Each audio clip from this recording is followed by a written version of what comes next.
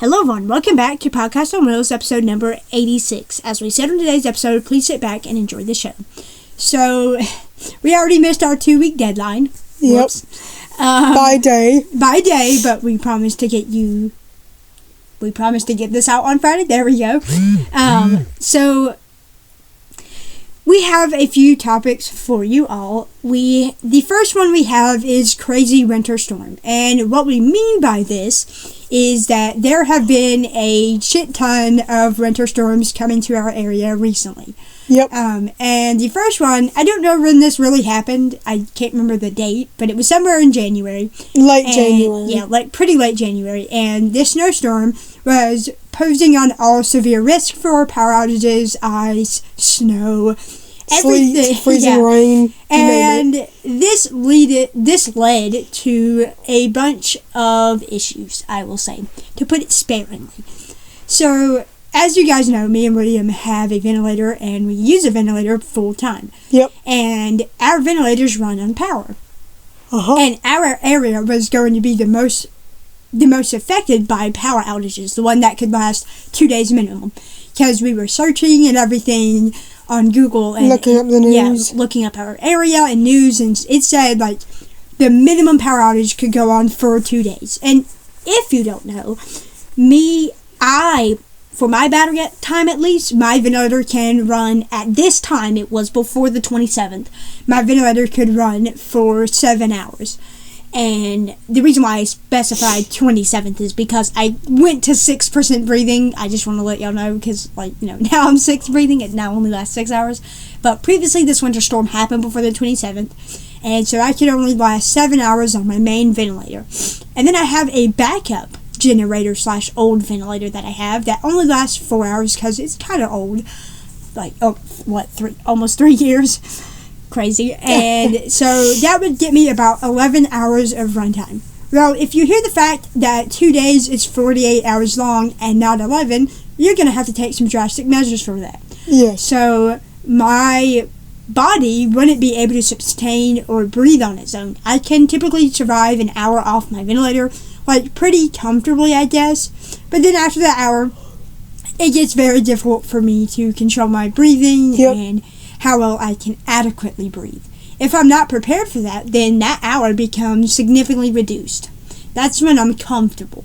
And fully comfortable, nothing's in my lungs or anything. Yeah, at maximum energy and not sick. So, yes. And at this time I was still sick, and I kind of still am.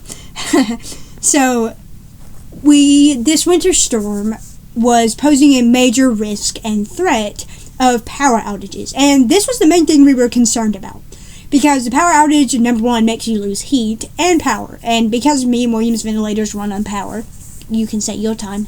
Yeah, so pretty much my lung function is about to go to 12%, but during this winter storm it's still 13%, so my battery can only run 13 hours after my ventilator fully shuts off. So after that time, basically my air, that pretty much brings pressure into my lungs and allows me to breathe in and out, would completely stop after 13 hours, and then I maybe can breathe 1 hour if I'm very comfortable, and that's very rare, if that. So me and Doc would not even last a day.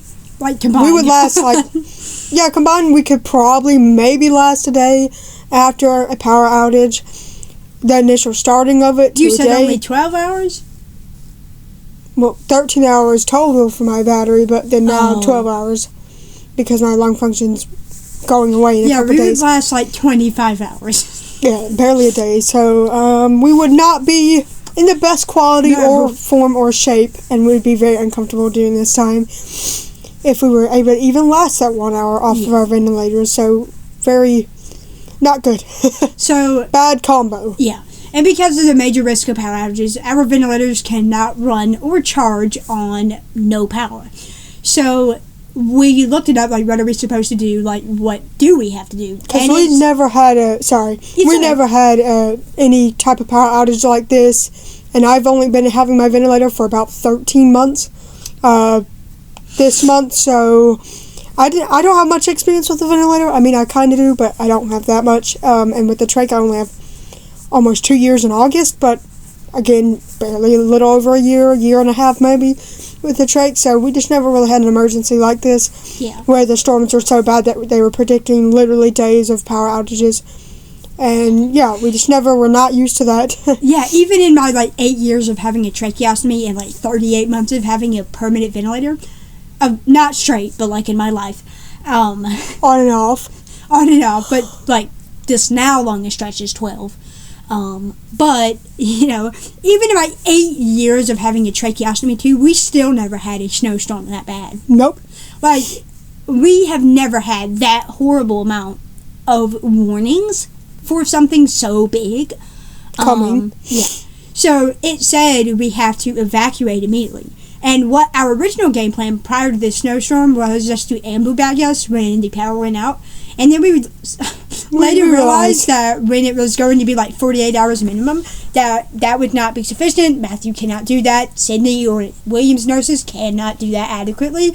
So to having to ambu bag us for the duration of the storm is number one, risky for our life and very tiresome for my husband or my nurses to do.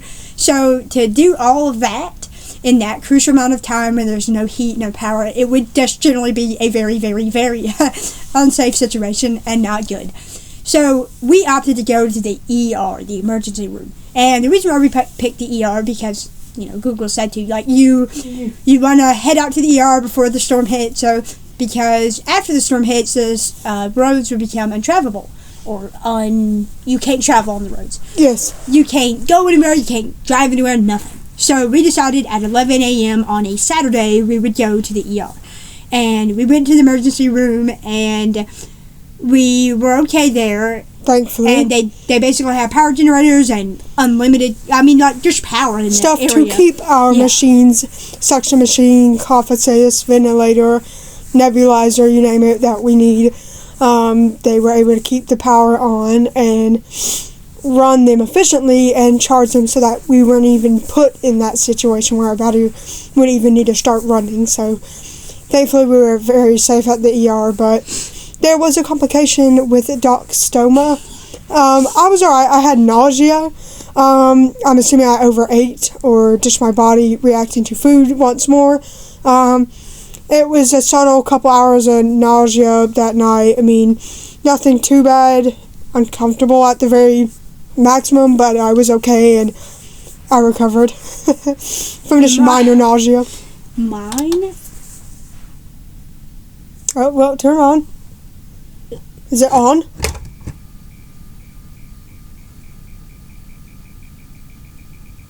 Okay. What was that? Ventilator's making a weird noise. I think it's okay. Okay, yeah. It's stabilizing. Okay, never mind. Don't know what that was. Sorry, y'all. For the situation about my stoma, what William is referring to, is during the ER trip, literally the day before I went home, so the 25th, we went home on the 26th, and so the day before we went home, which was... How have we been talking about this for 8 minutes? I don't know. Whoa. So, basically, at the ER, my stoma decided to have severe diarrhea. So, I, Luce and I were at the ER, my friend Luce, and we ate a few chippies. We ate, I think, some Takis and a few cheddar jalapeno Cheetos, something like that, and the next day, we wake up to our bag and I don't want to get too graphic here, but basically Luce had ACDF surgery, anterior cervical discectomy and fusion, so basically her neck was braced up. Yep. And we were on the ER, we were chilling, and funny enough, my bag, when there was output, to keep in mind, my output is a lot thicker than normal because I have a sigmoid colostomy, which basically almost produces solid output. For this was not solid. This is very, very opposite. To the point, disgustingly enough, if you ever heard water being poured into something, that kind of how... Pure liquid. Yeah, that's kind of how it sounded in my bag. And that's never, ever, ever... Think of a water toy. Normal. Yeah. So when my nurse went to empty my bag that morning, I empty it in a container because I can't effectively reach the toilet and transfer and all that stuff. And so when they done that, they opened my bag, and pure liquid diarrhea came out of my bag. And poor Luce on the other end, she's braced up. Amity has to rush down and pull down her pants and just transfer on as fast as she can. I've been there. And it was just a rough moment. We sat there for 30 minutes as it just kept coming up. Yep. And the ER, thankfully, I had my own hydration packets and electrolyte packets, so I rehydrated myself. We were okay. But we think it was due to food I ate and a Crohn's flare. We basically have Crohn's disease, which is inflammation of the intestinal tract. And that basically, just really affects stuff. I'm an example. Down there. But the thing is, we were doing okay. We're still doing okay. We're okay. That just day and that moment to happen in the ER sucked. I mean, I'm happy it kind of happened in the ER, so we wouldn't have to go to the ER for that. But being in the ER with a snowstorm and this scary risk of a power outage, going out, and just having that was not great. Yeah. And thankfully we're doing better, and that was just a horrible moment with my update on the snowstorm. There was not even power outage. There was ice and freezing rain and a little bit of snow accompanied by really freezing temperatures. And of course the roads were undrivable. We were not safe to drive until Monday, so we stayed in the ER for 2 days, but thankfully no power outages and everyone stayed warm and nice. The kids and my husband's wife had to take precaution by opening their door at night to let heat in just in case of the power turned off, to preserve heat throughout the house, because enclosing all that cold air is not good, and we had to let the warmth flow throughout everyone's rooms to stay warm. Yeah. So, but just in case. Eventually nothing even happened, so we were good.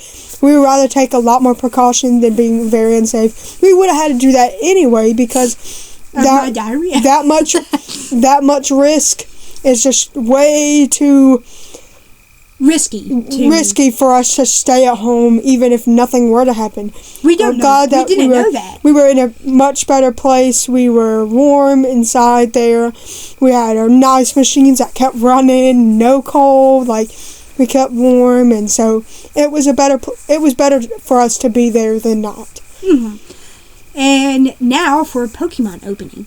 So what we mean by this is Fantastical Parade. Fantastical Parade is a new Pokemon TCG Pocket set that came out in Pokemon Pocket January 28th. That's the date. Yeah, there we go. So January 28th was its release date, and me and William had 60 booster packs that we could open. I actually had 940 hourglasses, which is the biggest amount of hourglasses I have ever saved in the entire game.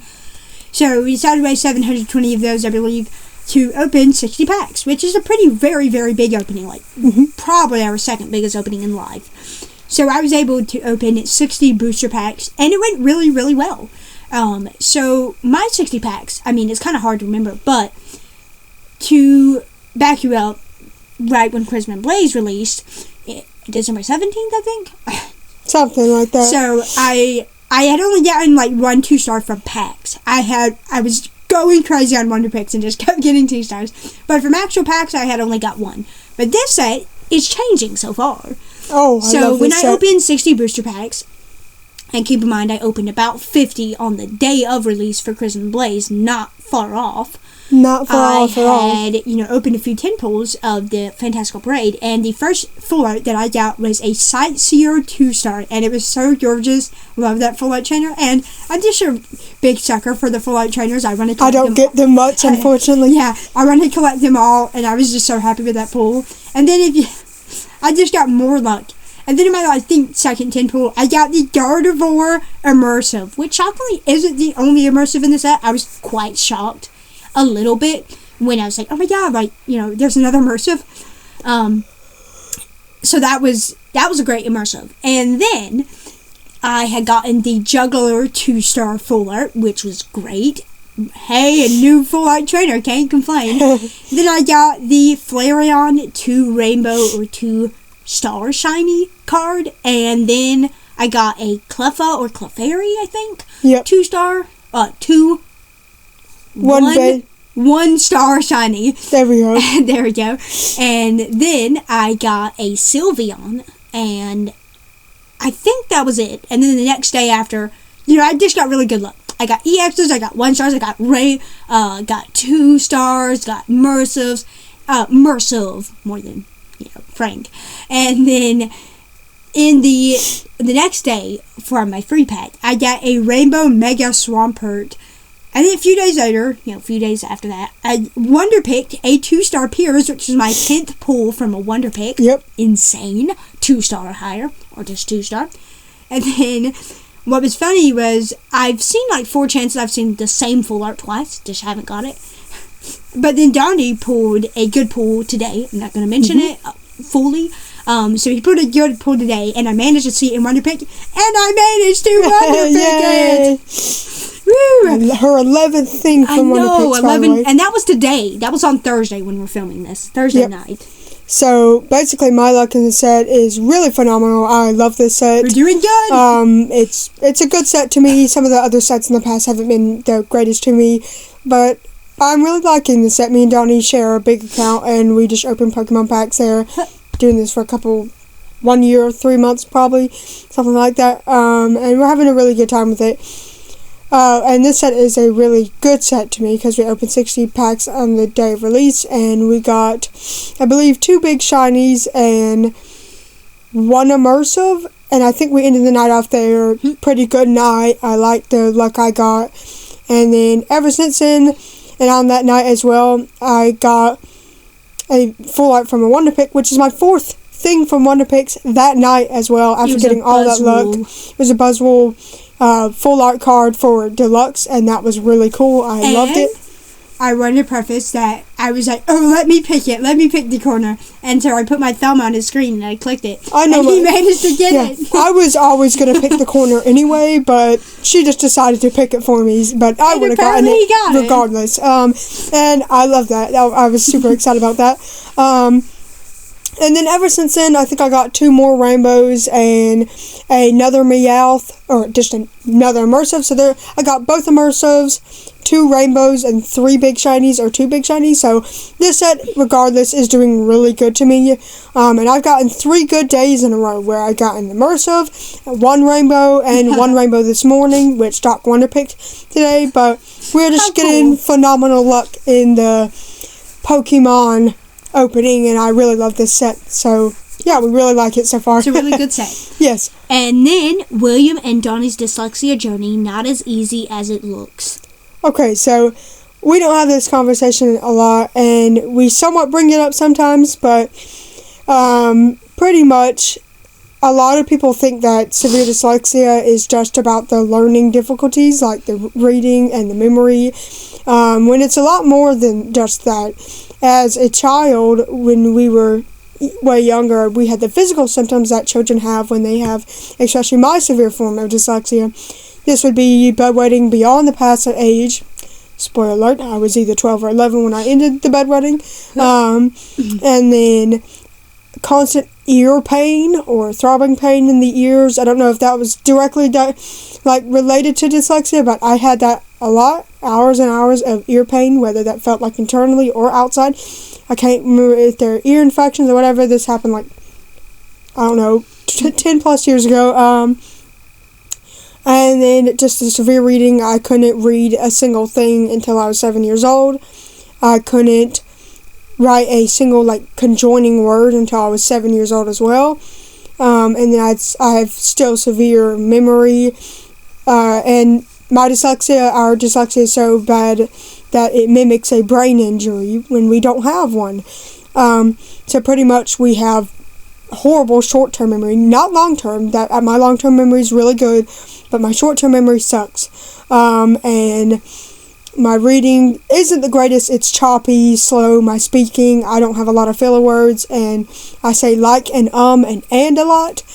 That's pretty much, it's quite bad. It's caused hours and hours, and even with hours of therapy, it's there. I know the therapies have made me gotten better, but there's still some things that are still very prominent, and people can definitely tell that I have dyslexia. So I don't realize how severe it is until we go through it, and it's just like, wow. And Doc, unrelated issue, about us again is that we bedwetted or peed so much. I had incontinence with bowel and bladder as a child. So painful. Unfortunately, not because of neglect or anything or nothing like that. I just peed so much, and the incontinence with the bowel and bladder was not a good combo. So pretty much I got infections down there. It caused, let me just say, hours of pain. I had to get special ointments and doctor appointments for that, but thankfully healed up over time. And that was over 12, 13 years ago, so it's been a while since any of that sort of stuff kind of happened, but I definitely remember that very vividly. That was very painful. And here's the difference. I have mild dyslexia, and they have severe. Yes. So, severe impacts almost every single thing in your life. Like brain, kind of. Yeah, literally in your brain. Every bodily system. And thing. mine does too, but... Much milder form, But obviously. much milder. Like, I sometimes can't find filler words, I pause a lot, and I just had other symptoms that I can't fully remember them off the top of my head. You didn't. Late. Yeah, she didn't. As a kid, she didn't have the symptoms I had. But I had otitis media, which is an ear infection. I think I had an ear infection. It was on my chart. Something like that. Something. And I don't know, we again don't know if that's related, but we kind of looked up, we saw all the symptoms, and it was like, yeah, like, I knew I've always had a learning disorder, and I kind of knew it was probably dyslexia, and I had mild. I know I have mild. I know I don't have moderate or severe, because, there was just so many things that resonated with me in life, and you can still get by with mild dyslexia, just maybe with some help. And, the minute you write on the computer, you're so much better. So, yeah, I have mild dyslexia, and severe dyslexia affects, most of their life. Literally every aspect of it.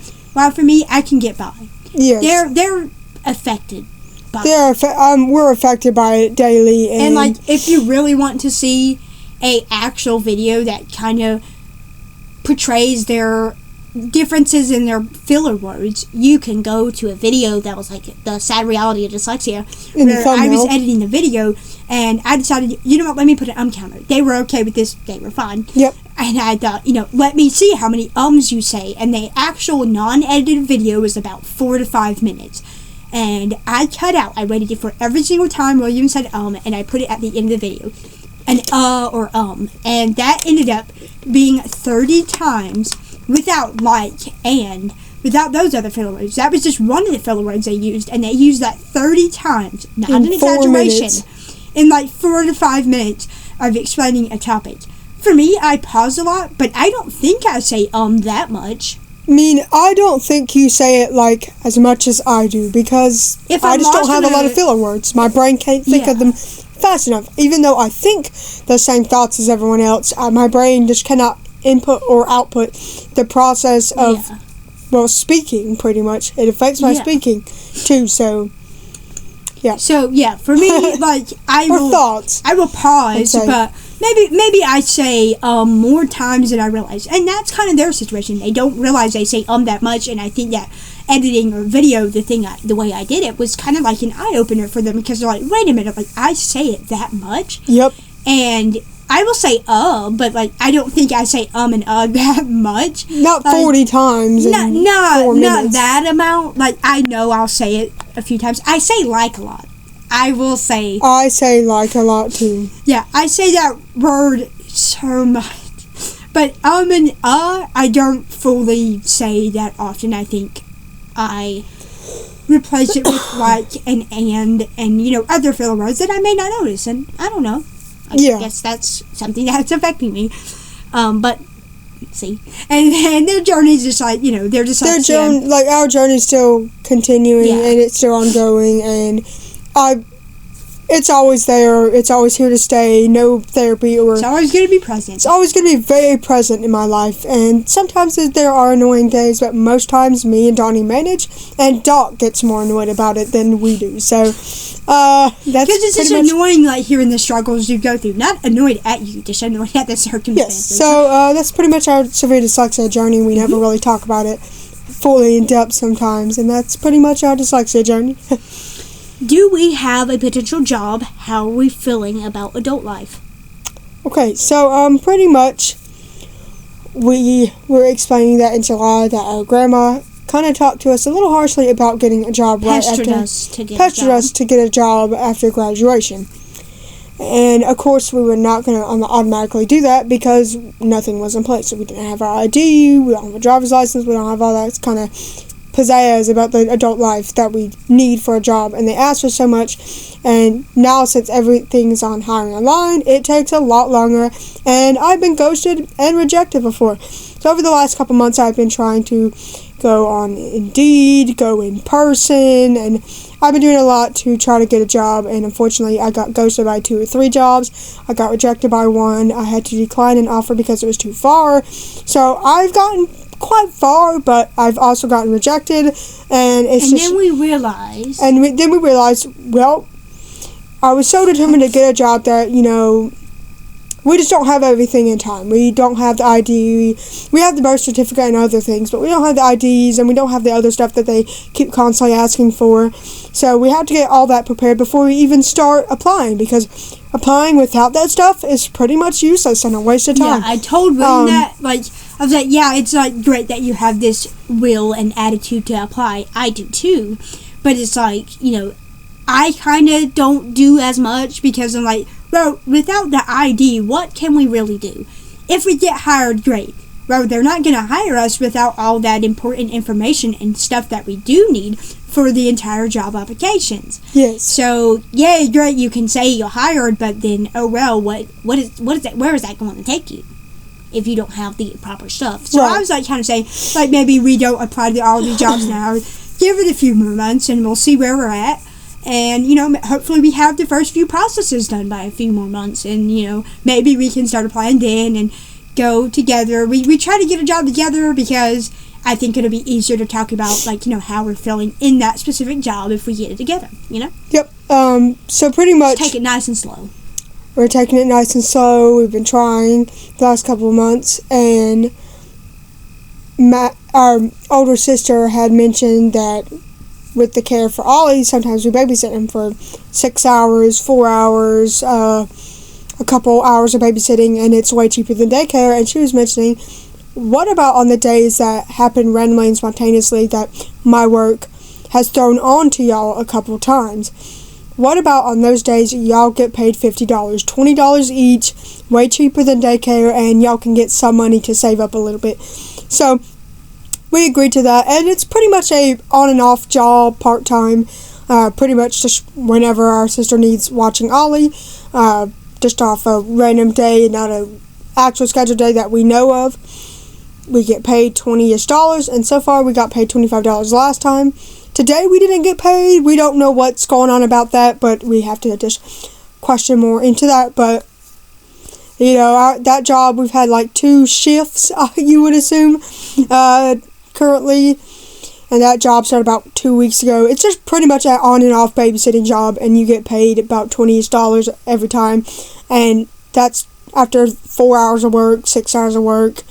So it's not the pay that gets an actual job, unfortunately, but it's just something to get us by until we get an actual job to actually start saving up. But I'm not spending a single dime of that money. I'm saving up so I can enjoy the trip in May and just have a nice time. And that's pretty much our job. We're currently, in actual terms, we're unemployed, but we have a babysitting job on and off, part-time, 6-hour days, 4-hour days, you name it. And that's pretty much it. We're good at the job, and we can continue to do it. So that's kind of our job life, and adult life is stupid and hard. And everything's much slower. Everything's halted. President sucks. So just everything is against our power, unfortunately. Everything is thrown against us with no little things left benefiting us. So that's a very unfortunate that the adult world went to actual shit right when we entered it. So yeah, it's very exhausting, and I've spent days and hours trying to do stuff, and I've gotten nowhere. Yeah. And I just gotta, unfortunately, patiently wait until our parents have allowing time a lick of time. a lick of time, because unfortunately everyone works full time, so we barely have time to do anything. But we are trying, y'all. We are getting in the process, and we're already in the process, so we're doing okay, and we feel kind of exhausted and overwhelmed about the adult world. So yeah. Another winter storm. Basically, I'm gonna go over this. Is basically a couple days to a week after that first winter storm that we went to the ER for, there was another winter storm calling for way more snow than ice, and spoiler, we got 10 inches of snow during this one. It was soft, fluffy snow. The most snow we've had in 20 years. Yes. So that was a wonderful amount of snow, no power outages. We did not go to the ER for this one. And it was just cold, bunch of snow, and again, the roads are a little impassable sometimes. But thankfully, everything went well, and it's just been really cold, very snowy. There's still some snow on there, but definitely a lot of the 10 inches. Barely an inch is left on the ground, but there's a foot of piles that was on the roads that are now in our yard. And now the actual amount of snow is barely an inch on the ground. But it's been melting, but it's still really cold. So these winter storms are kicking our ass. And then there was another one this Wednesday, and it was basically just a little bit of freezing rain and maybe some ice or sleet, but again, that did not cause any issues. But we had 3 winter storms in the last 2 to 3 weeks. Like Jesus. Holy crap. Now, randomly, end of life transitioning February 4th. Okay. Pretty much, Donny is reaching a locked-in state February 11th, where his body is just severely weakened by ALS, SMA, quadriplegic injury, and his body's giving up on him. And pretty much his body's just giving up on him, and for the last week of life, we are transitioning his room to the ICU room, upper floor, to hang out with him more and watch shows and really just do whatever he likes for the last week. And that's what we are doing until the very last day, where he gets weaned off his equipment more slowly, and we hang out more, and we just hang out. We just hang out with him before, ultimately, no offense, his body gives up, and we slowly put him to rest on February 10th that night, right? Yep. Because his body's never been in a state of good in the last 2 years, and especially this last few months. Yeah, February 11th was the day his body, he lost his speech obviously a month ago, and his body is just reaching a state of being entirely locked in, which I know he doesn't want, and he wants to be way more comfortable, including his body's just way too weak, and he wants to be comfortable at the end of the day. So that's what we're doing. We're respecting his wishes and following through, and we're going to be very sad on that day for sure. Of course, but it's better knowing that we fulfilled his wishes and kind of gave him what he wanted. I'm sure, yes, he wanted to live and be there for his family and his husband and his wife and everything, and his children.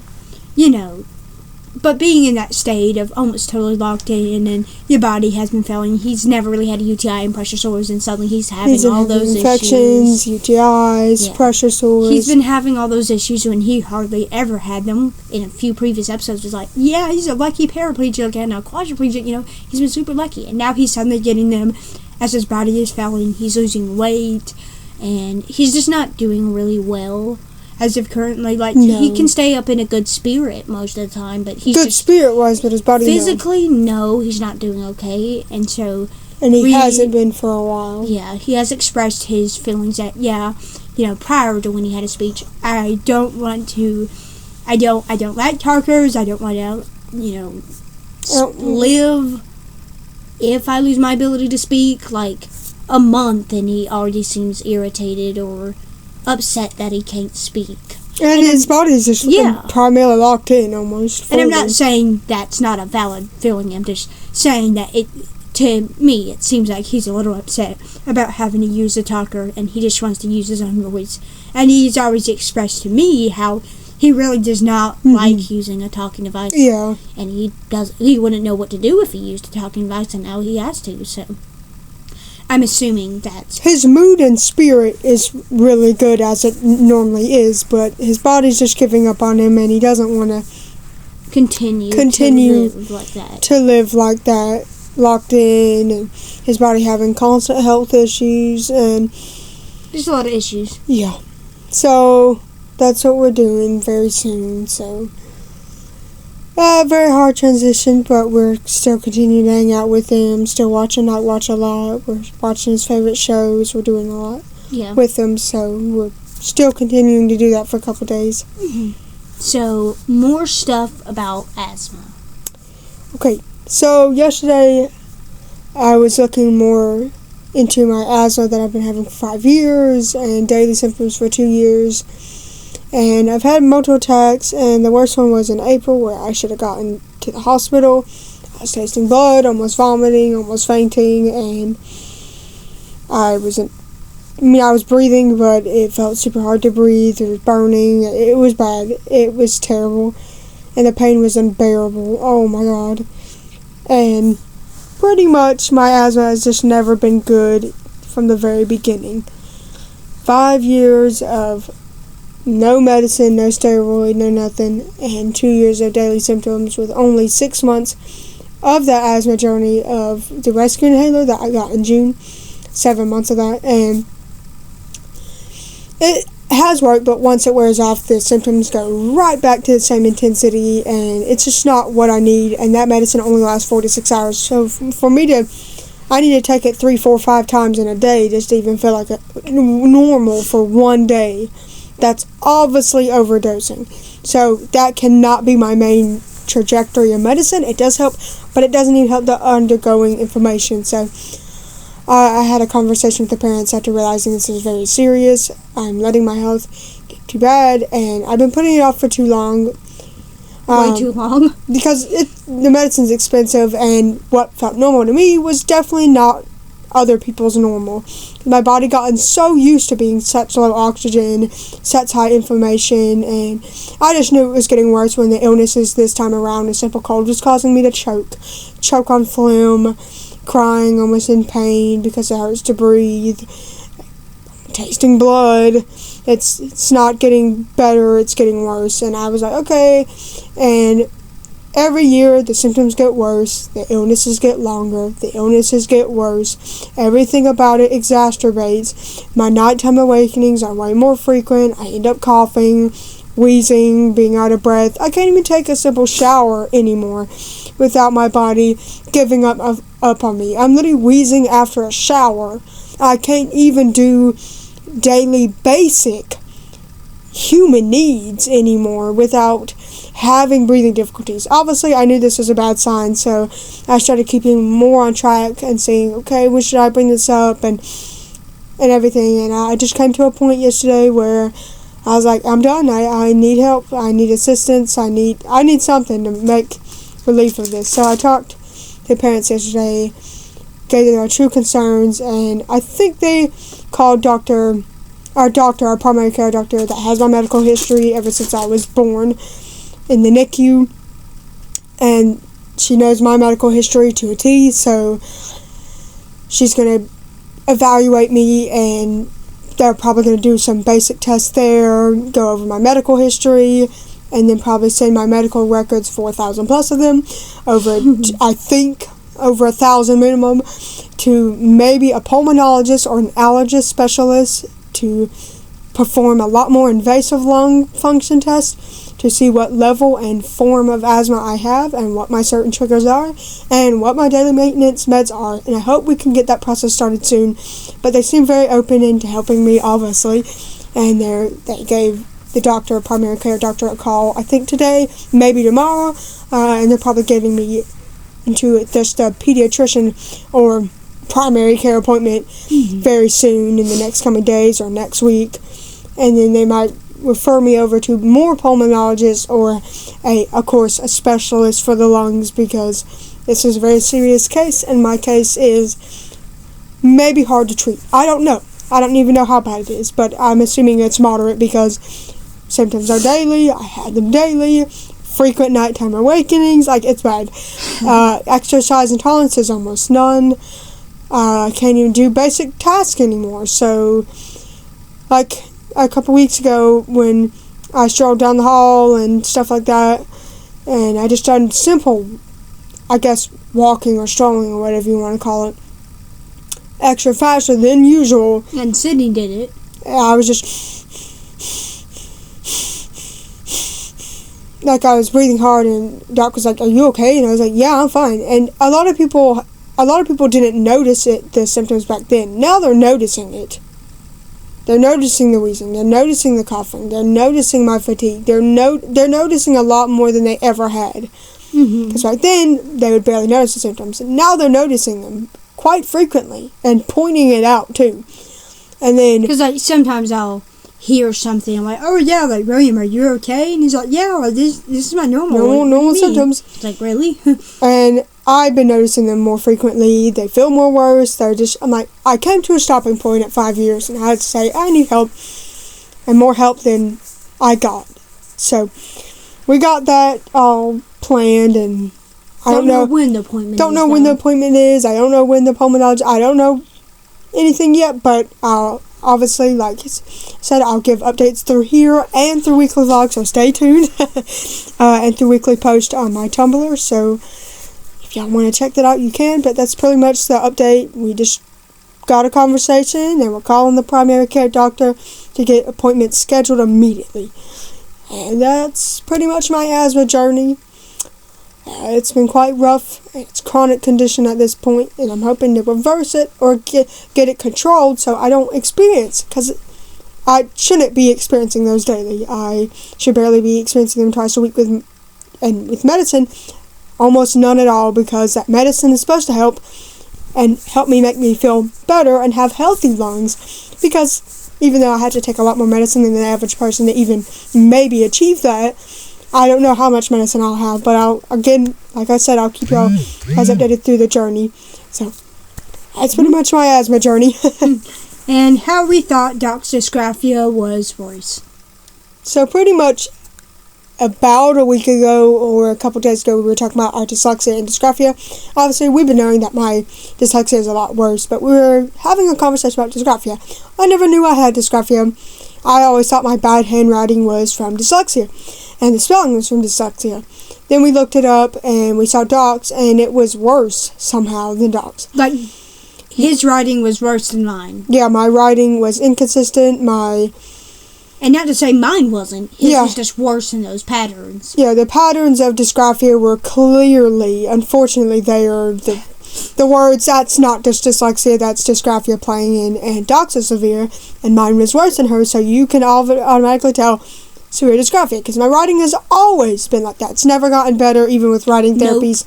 Nope. My writing's always very inconsistent, very exhausting, hand cramps. My lines are inconsistent. My drawing is too dark. So I've always had symptoms of dysgraphia. And my drawings are too light.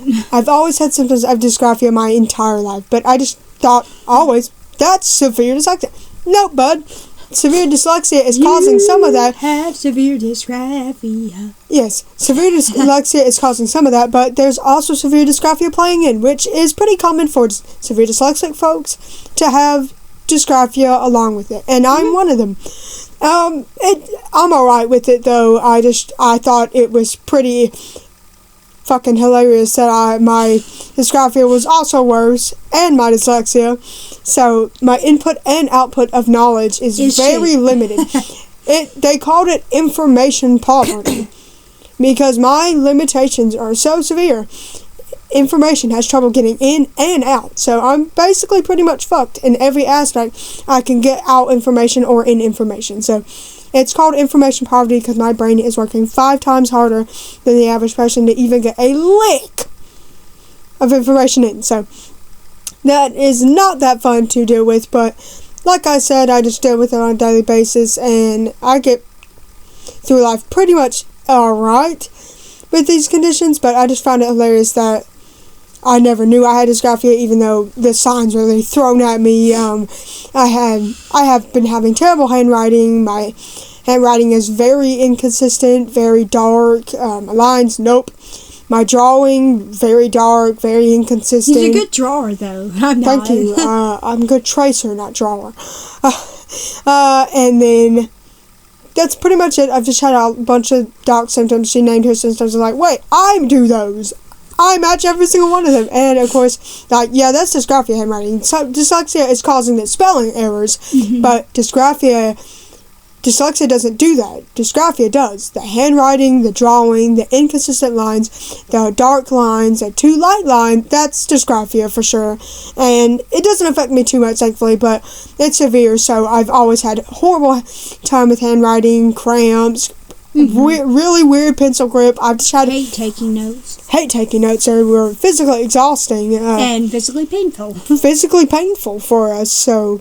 Yeah. So we can finally relate in severe dysgraphia. Yay! But we can finally relate to that because Doc can literally relate to my signs and I can relate to her signs. It's pretty much the same thing. Yeah. We both have severe dysgraphia, but my writing's unfortunately still worse somehow. I feel like my grip is worse though. I needed a lot more therapy for a grip than William did. So my grip is really weird even today. Our grip is still very weird, like, physically speaking, but naturally I think some aspects of his dysgraphia are worse and some aspects of my dysgraphia are worse, so we just kind of there's like pretty much every condition, so we kind of trade off, but we're both severe in dysgraphia, and and I'm severe that's dyslexia. how we kind of thought my dysgraphia was worse until we physically done a test William wrote and I kind of wrote with whatever function we had, with help, of course. Yes, with help. And then, like our writing pattern of old notes and everything matched the same how we would write today, because we haven't really got better.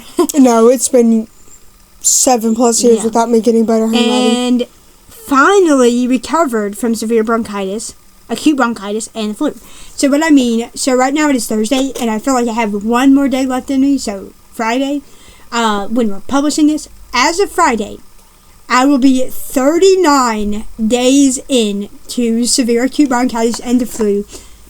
And I'm finally recovered! Finally, oh my god. I am finally freaking... It took me 20-some days, 3 weeks or whatever. I am so freaking happy that I'm finally recovered. I mean, as of right now, I'm still not fully recovered. But, I'm doing this for Friday. But as of Friday, I'm freaking recovered, and I'm so happy to be recovered. I almost made it 40 days.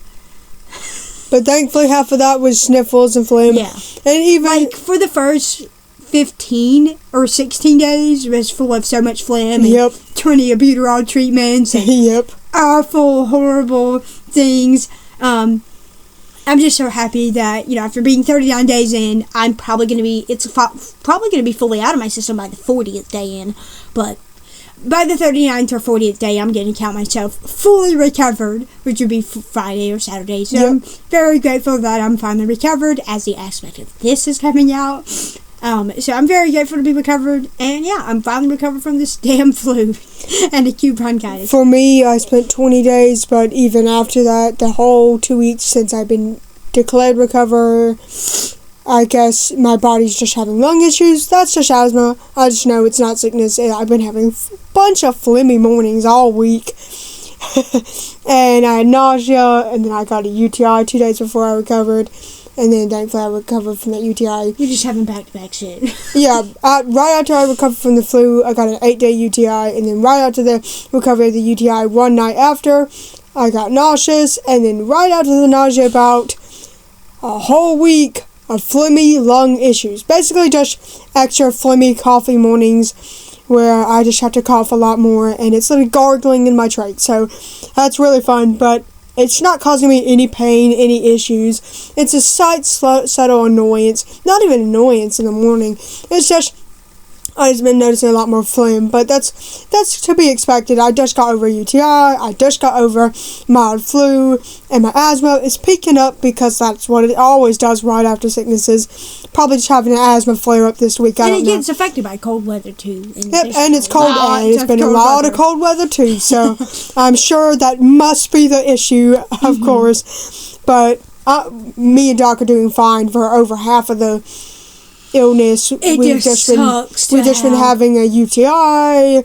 We both had mild flu. She had moderate flu or severe? Moderate. She had moderate flu and bronchitis. Severe. Yeah, severe acute bronchitis, but she's been doing better, thankfully. Most of her symptoms went away after 2 weeks. Jesus, you're okay? Yeah, I'm fine. I was just hiccuping. Like, Jesus. You died. Oh, Lord. But no. Pretty much she's been doing fine for 2 weeks. Past that 2 week mark, I'm assuming.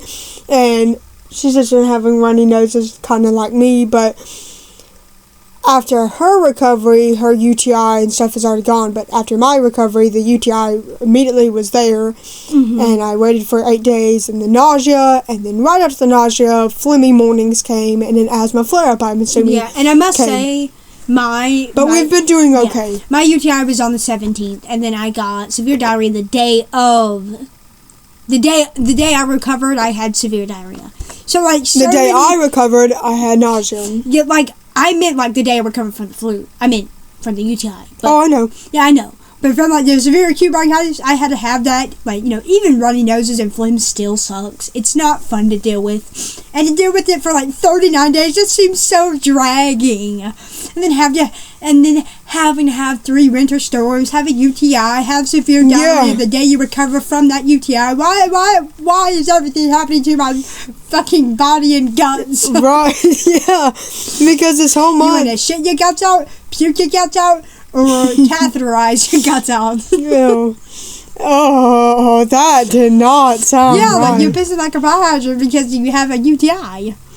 What's that? Well, it's a game I have, but... Oh. Okay. It's a daily wheel spin, pretty much. Oh, okay. Sorry, I get a lot of notifications, y'all. But pretty much after the flu, or during the flu, I guess, I got the flu, obviously, and then I had that for 3 weeks, and then after that I got a UTI for a week. Thank you. One time we need to get a UTI. And then I got nausea, and then right after that nausea, an asthma flare-up with days of phlegm, running up. Boy!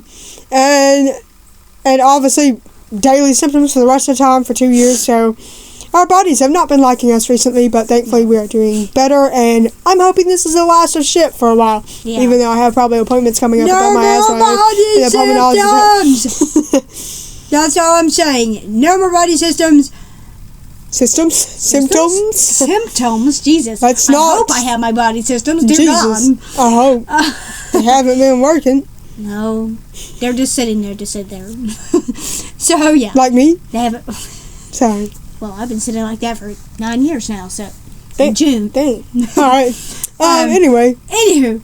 We have been tired of the fact that our body has been giving us so many symptoms. But I'm super happy to be recovered. And that is it for our 86th episode. Thank you all so much for watching podcast episode number 86. We will see you for podcast episode numbers 87. Once again, thank you all so much for watching, and we will see you next time. Bye. Bye.